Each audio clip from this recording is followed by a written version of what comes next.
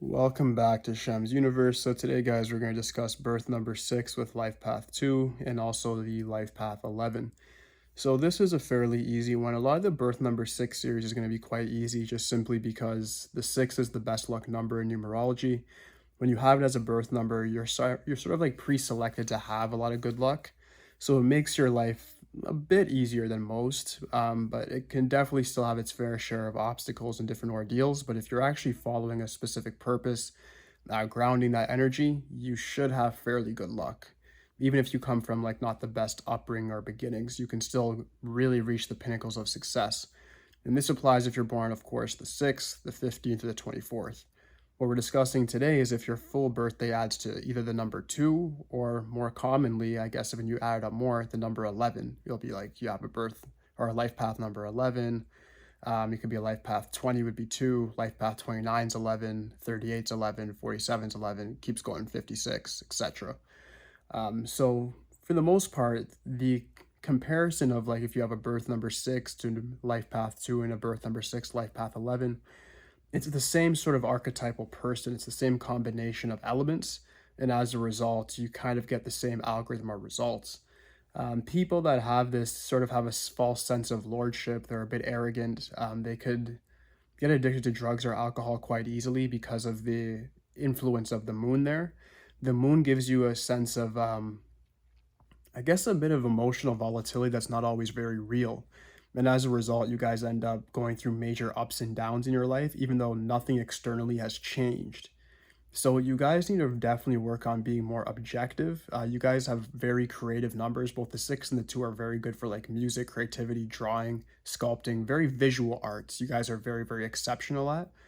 And you can also be very good in the medical field. Anything to do with like healing, such as like being a spiritual healer, a naturopath, a chiropractor, therapist, psychologist, psychiatrist.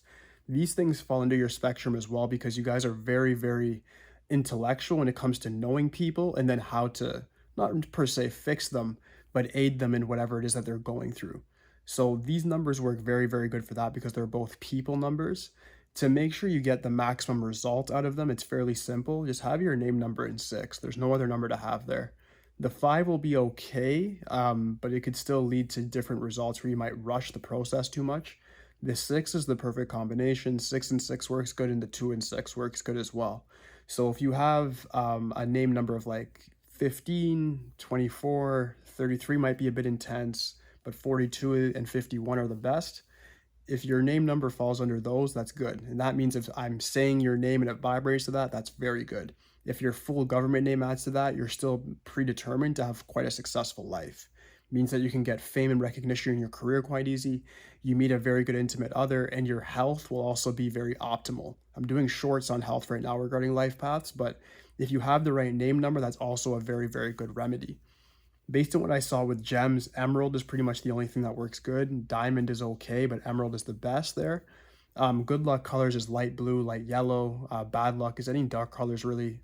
Even red actually works great for you guys as well. But bad luck is more so just black and dark versions of each of the colors. They might not be the best. Like I'm wearing like a purple blackish sort of shirt. Like this wouldn't be the best for you guys based on your element. It's not gonna work the best just because the darker elements seem to draw more of that to you, and you guys are already very susceptible to things like depression, anxiety, and stress disorders. So you have to be very, very careful in that sense to make sure that you don't attract more of that dark energy to you. There's people like me that are 8s, people like 4s that we can wear these type of colors and we're fine, but other numbers, not so much. You guys can have a very hard time and it can lead to sort of having bad luck. So be very, very careful there. But aside from that, this is quite straightforward. Your lucky days would be like any days that add to 1. So the 1st, the 10th, the 19th, 28th work very well for you guys.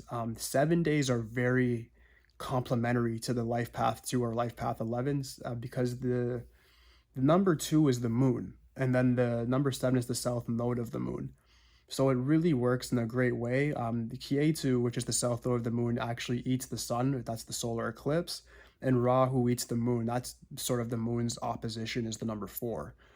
So when you have the number 7 there, it gives you guys very, very good luck. These are days I recommend having any sort of spiritual practice you want to do.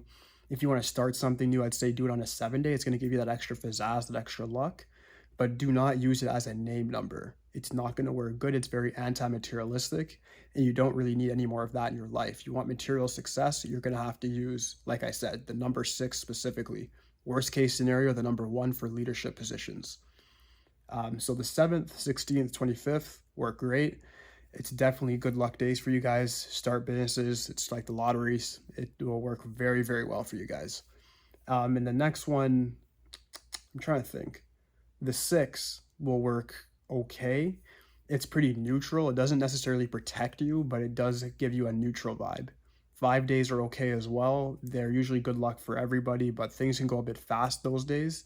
So if you're going to do something, make sure it's well organized in your mind and you know different variations the way it can go, because the 5 can give different variables that can come about. So you got to be very, very careful there. And last but not least, your unlucky days, there's only one, and that's going to be the 3 days. 3 is the 6's mortal enemy. They don't get along. So 3, 12, 21st, 30th, sorry, 3rd, 12th. Sorry about my vocabulary, guys. But those days are going to be sort of bad luck for you. So you just kind of want to take it easy that day, have a low profile. You might feel a bit numb. You might feel a bit like out of sorts. You just want to take it very, very easy and not do too much. Creative endeavors can be done that day, but I just recommend for your luck's sake, wait till the next day. Even a 4-day will treat you better than a 3-day will, just because it's the polar opposite of your number. All right. But aside from that, that should bring a conclusion to this video. If you guys have any questions, if you agree or disagree, I want to know, just leave it in the comments for me. Aside from that, like, subscribe. Holla me over today, guys. Peace. Like, subscribe. Holla me over today, guys. Peace.